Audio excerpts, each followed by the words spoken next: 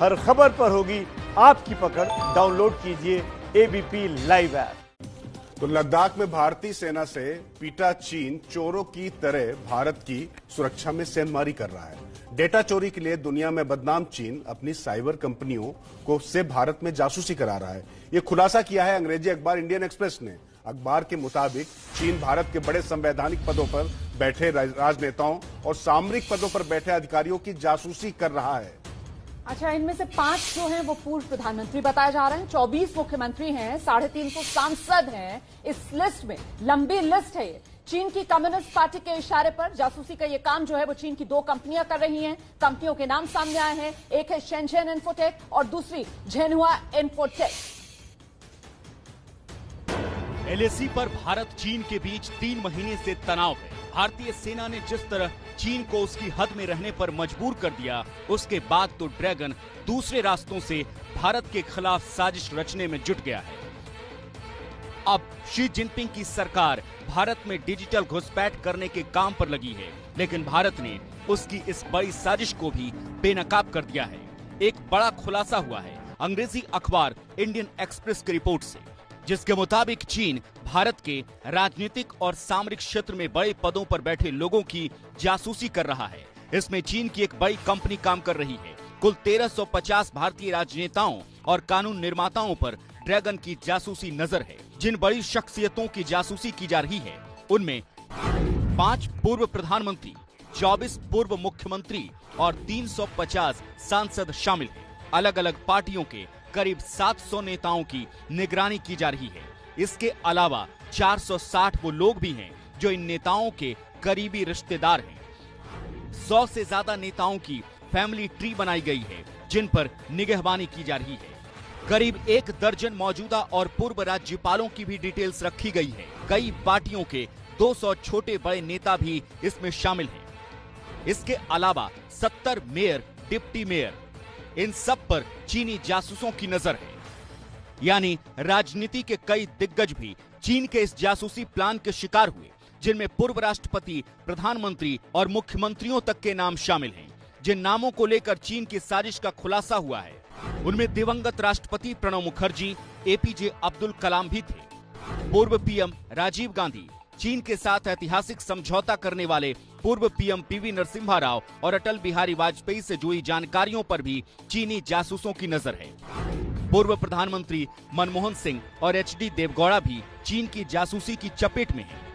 महाराष्ट्र के सीएम उद्धव ठाकरे, पश्चिम बंगाल के सीएम ममता बनर्जी, ओडिशा के सीएम नवीन पटनायक, झारखंड के सीएम हेमंत सोरेन और दिल्ली के डिप्टी सीएम मनीष सिसोदिया पर भी ड्रैगन नजरें गड़ाए बैठा है।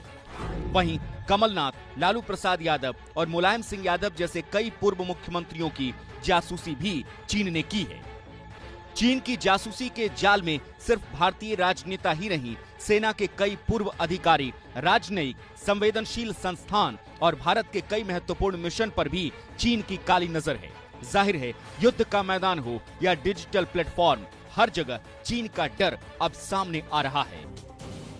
तो चीन जासूसी करा रहा है और देखिए, संसद का मॉनसून सत्र शुरू होने से पहले पीएम मोदी ने चीन को कड़ा संदेश दिया है। आज जब हमारी सेना के वीर जवान सीमा पर डटे हुए हैं, बड़ी हिम्मत के साथ, जज्बे के साथ, बुलंद हौसलों के साथ दुर्गम पहाड़ियों में डटे हुए हैं और कुछ समय के बाद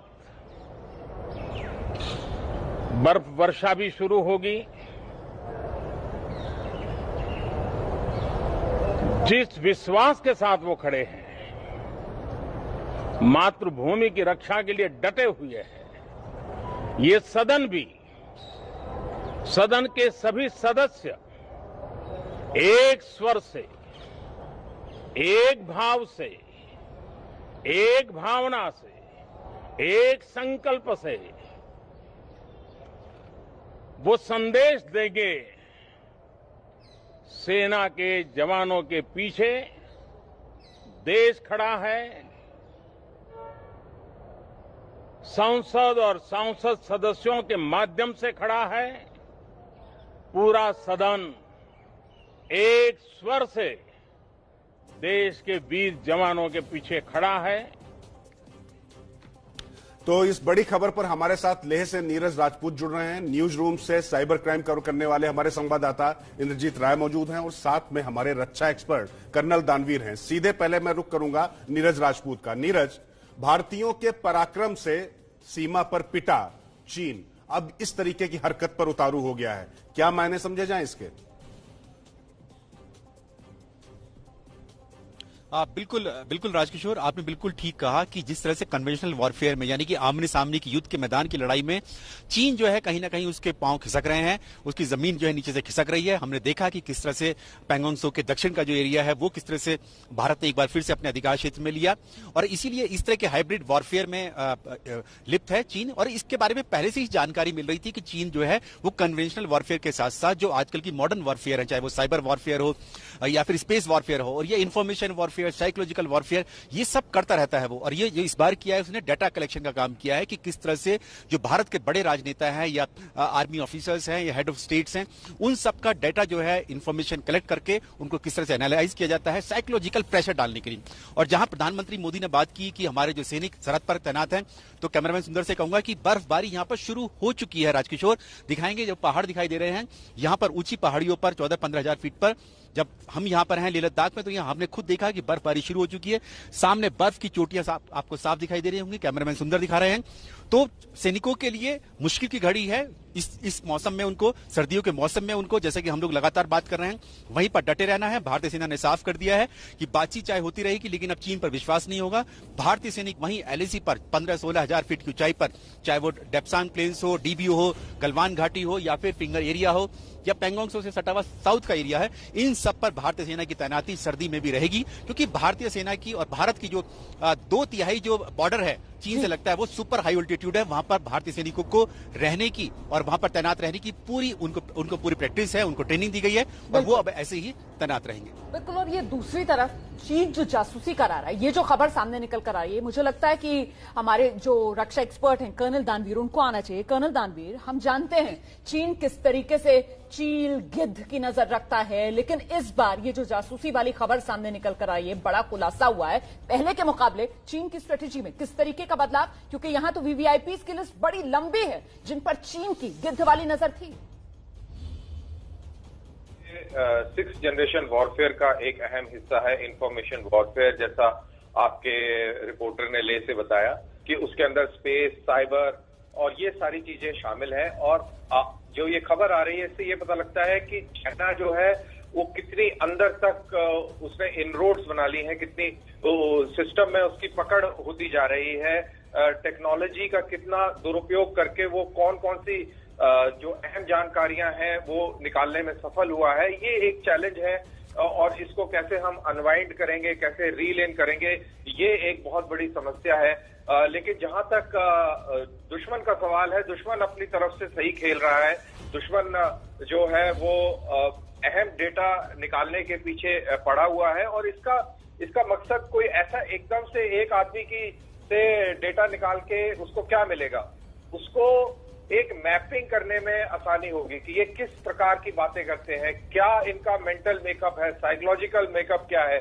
फॉर एग्जांपल, अगर चीनियों ने कुछ हरकत करी है हमारे इलाके में, तो क्या ये जो बड़े बड़े नेता हैं, क्या ये डर गए हैं, क्या ये खुश हैं, क्या ये दुखी हैं, या किस तरीके की बातें करते हैं, इनका मनोबल कैसा है। और जैसा इनका मनोबल है उसी तरीके से फिर उनको आसानी होगी पूरे देश के लोगों का मनोबल भांपने के लिए कि इस मुल्क का साइकोलॉजिकल मेकअप लड़ाई के लिए कितना है, डरा हुआ है कि नहीं डरा हुआ है, अगर नहीं डरा हुआ है तो इसको कैसे डराना है, वगैरह वगैरह। तो ये एक इस लेवल पर ये गेम चल रहा है और ये बड़ी अच्छी बात है कि एक समाचार पत्र ने इस चीज को उजागर किया है। जी कर्नल साहब, देखिए आपने बहुत महत्वपूर्ण बात कही कि जो कोशिश है कि आप जो सिस्टम के लूप होल्स हैं उन कमजोरियों में घुसकर आप दीमक की तरह चाट जाएं पूरी व्यवस्था को, यह कोशिश रही। इंद्रजीत राय हमारे साइबर एक्सपर्ट हमारे साथ जुड़ चुके हैं। इंद्रजीत, अनिल काकोदकर, सिर्फ नरेंद्र मोदी नहीं, पूर्व प्रधानमंत्री मनमोहन सिंह नहीं, तमाम मुख्यमंत्री, कुल मिला के कहीं भी कोई कमजोर कड़ी मिले और चीन उसमें घुस जाना चाहता है। कुछ कामयाबी, क्योंकि भारत जब एक देश की तरीके से व्यवहार करना शुरू करता है तो व्यक्तिगत चीजें बहुत पीछे चली जाती हैं। इसमें कुछ कामयाबी आपको लगता है उनको मिल सकती थी या पत्थर से उन्होंने सिर टकराया है?